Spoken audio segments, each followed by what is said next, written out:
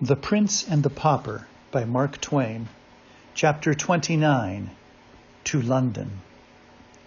When Hendon's term of service in the stocks was finished, he was released and ordered to quit the region and come back no more.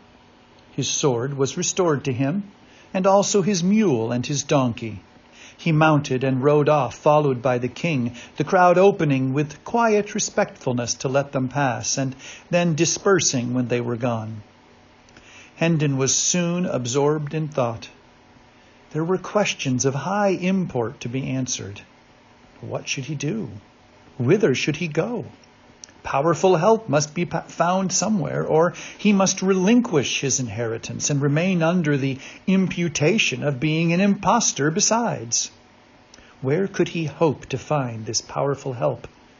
Where indeed? It was a knotty question.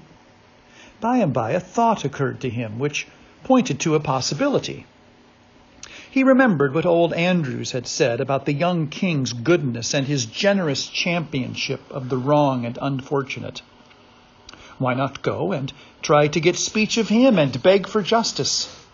Ah, yes, but could so fantastic a pauper get admission to the august presence of a monarch? Never mind. Let that matter take care of itself. No doubt he would be able to find a way.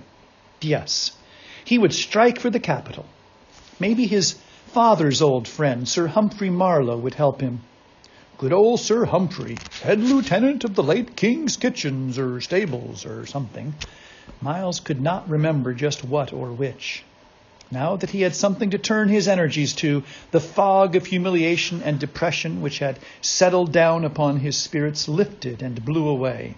And he raised his head and looked about him, and he was surprised to see how far he had come. The village was away behind him. The king was jogging along in his wake with his head bowed, for he too was deep in his plans and thinkings. A sorrowful misgiving clouded Hendon's newborn cheerfulness. Would the boy be willing to go again to a city where, during all his brief life, he had never known anything but ill usage and pinching want?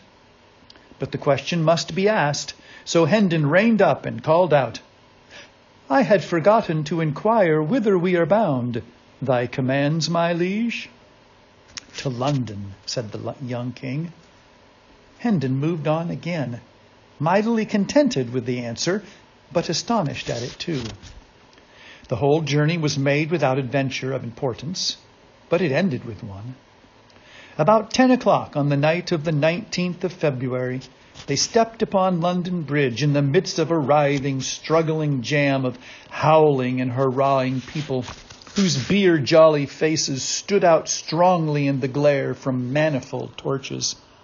And at that instant, the decaying head of some former duke or other grandee tumbled down between them, striking Hendon on the elbow and then bounding off among the hurrying confusion of feet. So evanescent and unstable are men's works in this world. The late good king is but 3 weeks dead and 3 days in his grave, and already the adornments which he took such pains to select from prominent people for his noble bridge were falling. A citizen stumbled over that head and drove his own head into the back of somebody in front of him, who turned and knocked down the first person that came handy, and was promptly laid out himself by that friend's friend.